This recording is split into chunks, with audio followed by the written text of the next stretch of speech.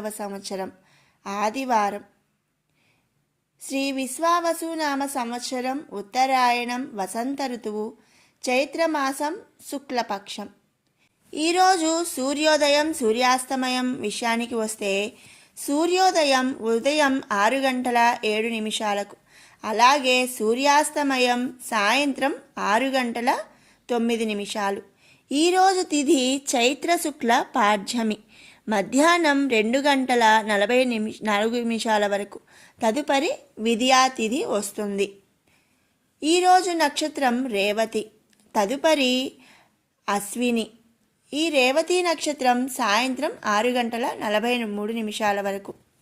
ఈరోజు యోగం ఐంద్రం, రాత్రి 6:33 వరకు. తదుపరి వైద్యుతి.